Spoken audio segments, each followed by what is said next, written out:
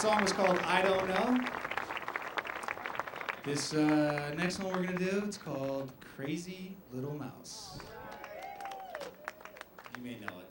We weren't initially going to do this, to be honest with you, but it's been such a pleasure getting to know Harry and Paula throughout this whole thing. It's really been special. So, Paula, this is for you, and we love you, too. We got to hold on one second.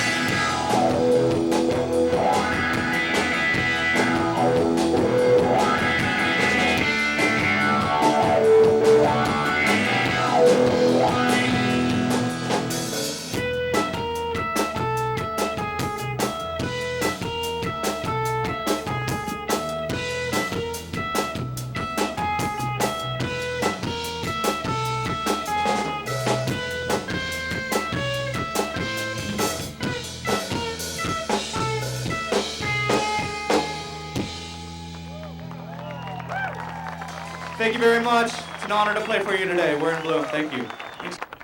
You know, everybody has dreams and everybody has passions and everybody has things that they have to do just because it's the right thing to do.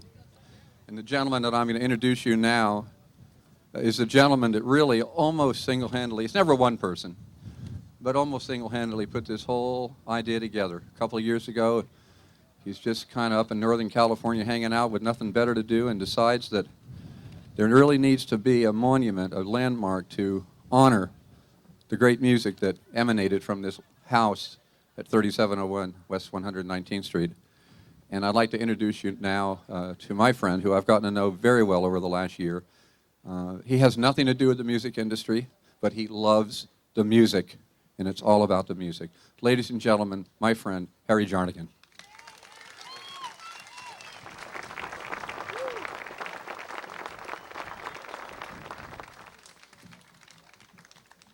The first order of business is to add some things that Paula Springer wanted to say, but she forgot to say it, and that was, first of all, she thanks Carol Wilson and the support of the Wilson family, because Carol and she have been partners on this thing with regard to the events and so on. And the second thing is she would like to thank her own family, Jim and Chad and Justin, who are here. Thanks, guys. Appreciate it. The first thing I'd like to do is to introduce the Beach Boys Historic Landmark Project Committee. It was more than Paula and me, believe me, but first of all, if you stand up, please. You already know Paula Springer. Please stand up, Paula. Sherry Skanes, stand up, Sherry. Where's Dick Hune at? Is Dick Hune around here somewhere? Where's he at? Hey, Dick, how you doing, man? Nice seeing you. And Doug Jarnigan. Where is Doug Jarnigan? He has a distinguished last name. Thanks, Doug. I appreciate it. Everybody, give these people a hand because they were a huge contribution to the project. And before I get into my remarks, I was given something just before the ceremony began. This comes from Congresswoman Maxine Waters. It's a recognition. I'd like to read this certificate, this recognition certificate, presented to the Beach Boys California Historic Landmark Project in recognition of the site of the childhood home of the legendary Beach Boys, located at 3701 West 119th Street, Hawthorne, California, being designated California Historic Landmark number 1041, and for the dedicated work towards erecting a landmark monument in honor of the Beach Boys' outstanding contribution to the world of music and California history and culture. Signed by Maxine Waters, Member of Congress, 35th District of California.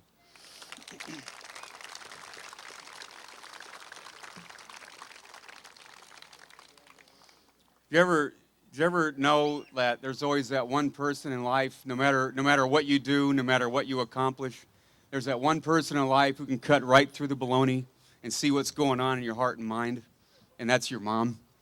You ever notice that? So we're sitting here before the ceremony, and my mom, Virginia's out from Iowa, which is where I'm from. And I'm pointing to the audience. Brian had just walked up, and Al and David and the royalty of rock and roll is here. And so I'm pointing out everybody. And Mom looks at him and says, wow, it's a pretty star-studded audience. And you have to talk in front of them. So she says, so Harry, are you nervous? And I go, well, you know, I was pretty cool. And I go, well, Mom, me? Nervous?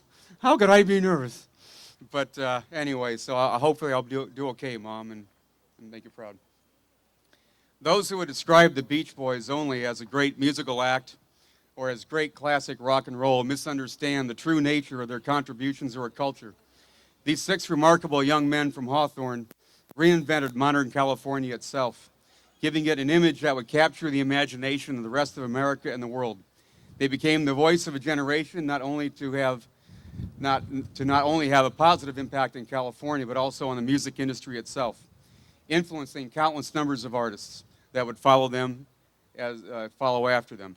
Now, with the passage of time and with the full weight of that influence measured, they have become irreplaceable American cultural icons, taking their place alongside such American classics as Mark Twain or Norman Rockwell.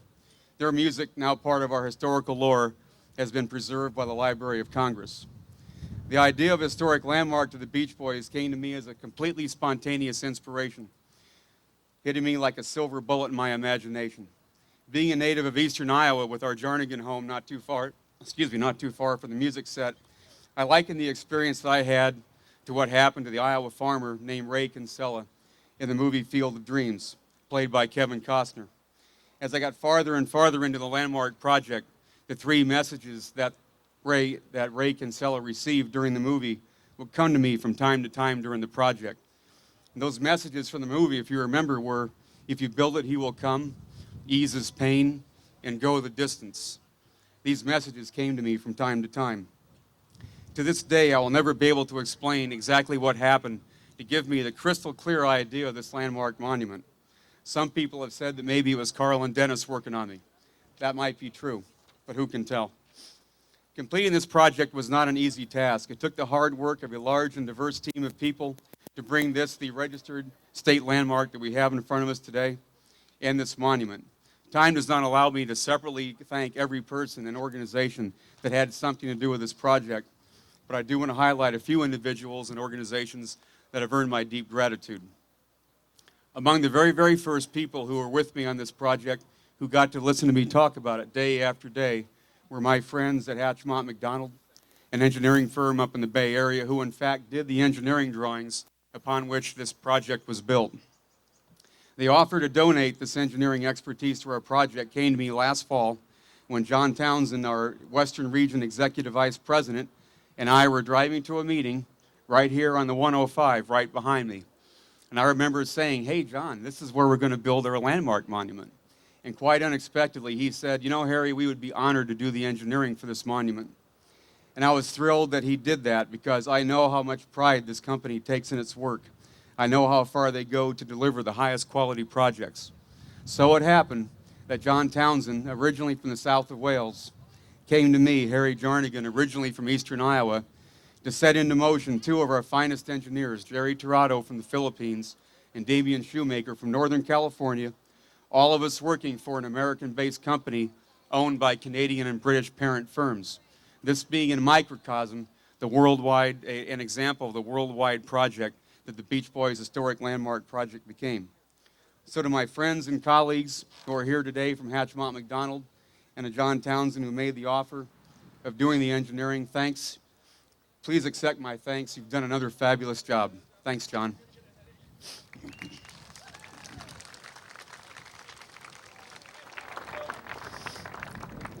This monument would not have been possible without the support of the City of Hawthorne, who was my early partner in the project.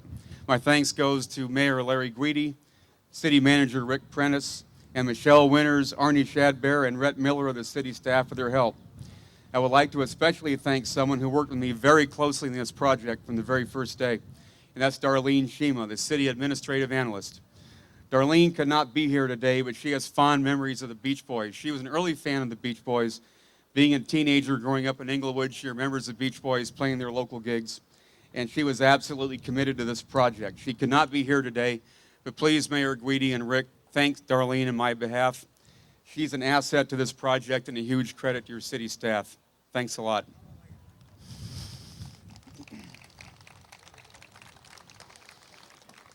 A lot of people may not have remembered this fact, but your donations to this project were tax deductible.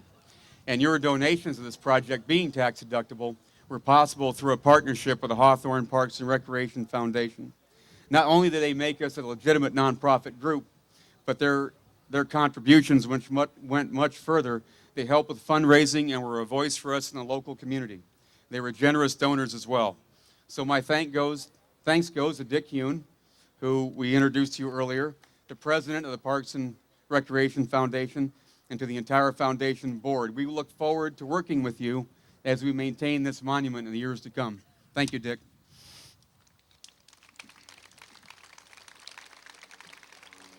At the core of this project was a group of extraordinary people that I came to know and came to love, and I had the honor of being their chair. These other members have been introduced to you earlier, but this was a true volunteer effort. The people in this committee made all kinds of sacrifices. They sacrificed their time, they gave of their financial resources, they were away from home, and they did it all without the ask of anything in return other than the satisfaction of a project well done. Something different and something special that will last for the generations to come. This committee, those of us who were together for the last several months, we had ideas, we had energy, we created. We also fought about a myriad of details. But knowing that the best ideas come to the top through heated debate, I let this debate continue. And in the end, we now have this monument, an incredible day to show for it.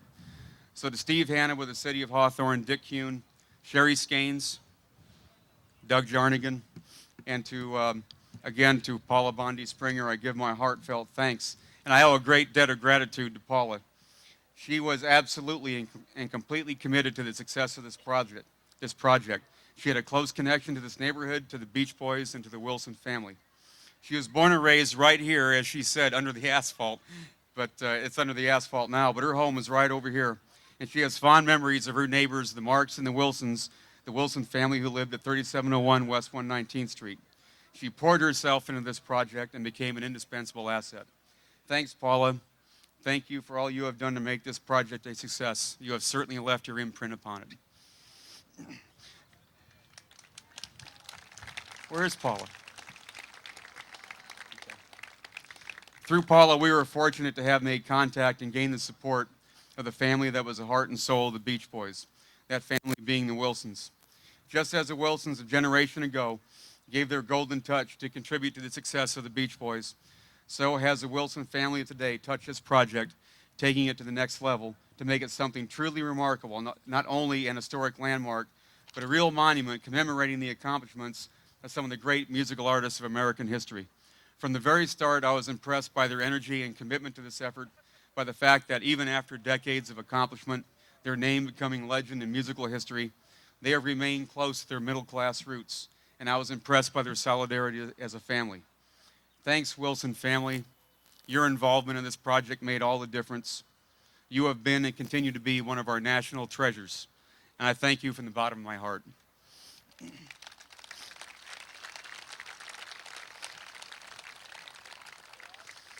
One member of the Wilson family played a special role in this landmark project, being as involved, as close to its heart as any person could get. He oversaw its construction. When Scott Wilson, one of Dennis's sons and a successful building contractor, approached me about building this monument late last year, it became a very special moment in a project full of special happenings. I could not have asked for the more ideal builder. Not only a master of his own craft, I knew that he would put into this monument a special level of quality that only a son building a tribute to his father could achieve. And today we see the results for ourselves. Scott being this monument's builder was something that was meant to be. Thanks, Scott. Thank you for leaving us with this beautiful landmark monument.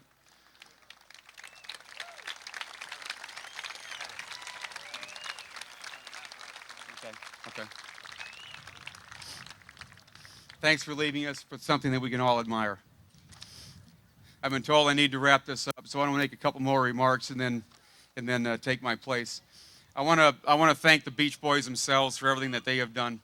The Beach Boys, in a very real sense, the Beach Boys themselves, they dug the foundation of this monument. They poured the concrete. They placed the brick. They themselves wrote the words on this bronze plaque that we see for us today. I am sure, Beach Boys, that the city of Hawthorne, like a longtime relative, would like to tell you how much it cares for you and would like to welcome you back home. So welcome back home, Beach Boys. Please don't be strangers. Come back from time to time and take a minute to read the inscriptions on this monument. They are definitely the deepest expression of love for you as a group over the many years. I want to thank Dennis and Carl. I'm limited on time, but I want to thank Dennis for giving his image to the group. Dennis made his own musical contributions to the group, but he definitely gave his image. That was the biggest contribution of all, for he was a true Beach Boy, the true surfer. And to Carl, the quiet and serious one, the student and later master of the lead guitar with the voice and heart of an angel. Carl, thanks so much for being the glue that held the band together. You were true to the band to the very end. Thanks so very much.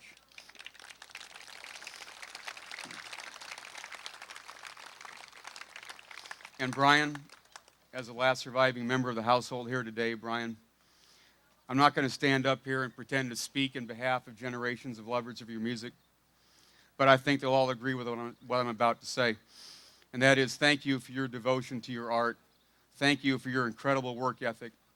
Thanks, Brian, for your colossal inner strength that has helped you triumph over your own challenges. And thanks for giving to all of us over the years your life's work. Your unforgettable songs, Brian, have helped us get through the bad times and made the good times better. Thanks, Brian, for writing the soundtrack to our lives.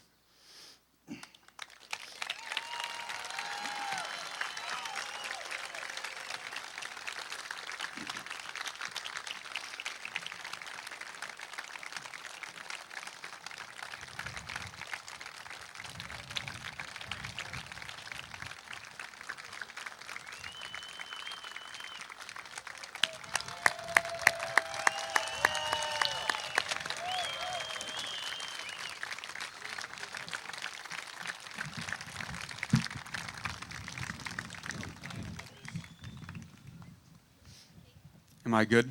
Thank you. And one final thought for all of you who are here today. A lot of you came from all over the world to be here today. A lot of you came from different parts of the United States. And I would offer you one final thought, and that is protect your historical places. If you know of a house or a building or any point on the ground that has historical value, do the right thing and give that location the protection from development and possible destruction that landmark status brings. A case in point is the Wilson home. The Wilson home is gone forever. We will never get it back physically. It was taken for a freeway. But hopefully this monument that we have dedicated today will make up for that, keeping the spirit of 3701 West 119th Street and the good vibrations of that incredible place alive forever. Thanks.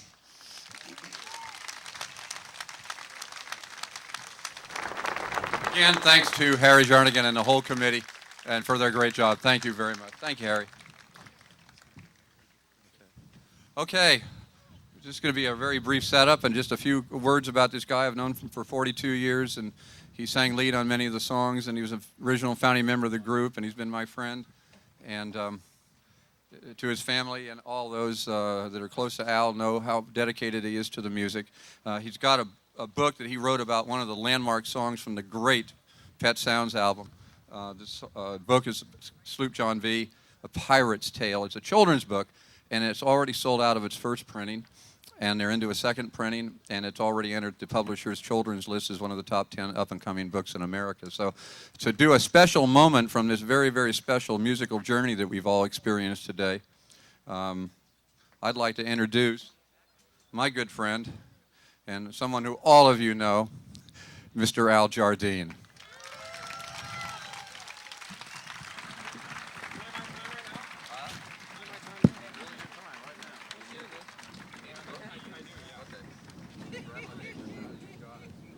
So I'm over here? Is this right off in the middle? Oh, that's okay. Testing. 1, 2. That's what we used to do, right, Brian? You had to test the microphone. Yeah, this is great, man. This is a beautiful day for such a wonderful occasion, and I think this wonderful monument to not only to the Wilson family residence, which actually, by the way, stands on that your yard, Brian, stood in that very corner. That was the yard of the house, and then the front door was right straight back into the hill there. The California State Landmark Committee had to have the exact location so that it would be accurate according to the commissioner over here. Thanks to that little bit of knowledge. I'd like to thank, I start thanking people that made this possible. And of course, Brian, you're one of the first people I need to thank for your contributions.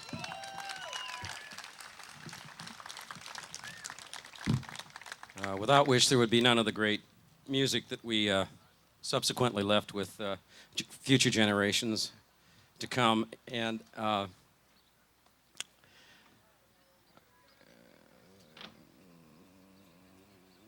course your brothers, Carl and Dennis, who along with myself and Michael were the instruments through which the vocals and the harmonies became evident and became part of the mixture and the music that we kind of lovingly call surf music, but it really wasn't just surf music.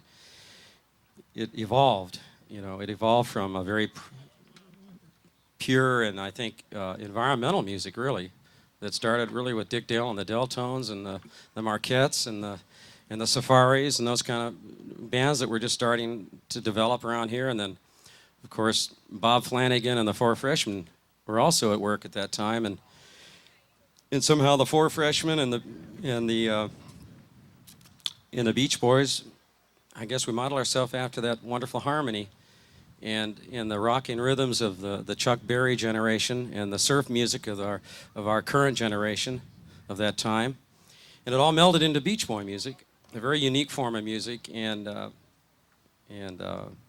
for that I thank you, Brian, for making that possible.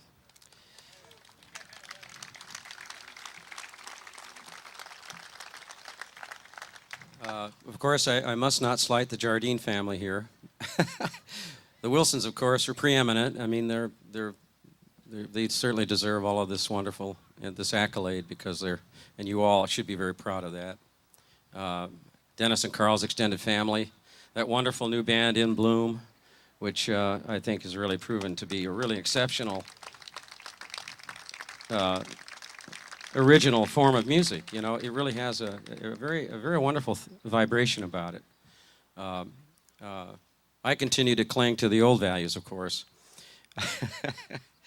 and that's okay too. It's okay to have traditional values. And as a matter of fact, I've inculcated that with a new book I wrote, and I'm not selling here. I'm not hawking books. But I came up with this idea called Sloop John B. A Pirate's Tale, and I've reinvented it. I reinvented that wheel once again for a new generation of kids. It's for the 4 to 8-year-old group. It has kind of a charming story about a young boy who gets, and his grandfather who go on a sailing trip, and they are overcome by pirates.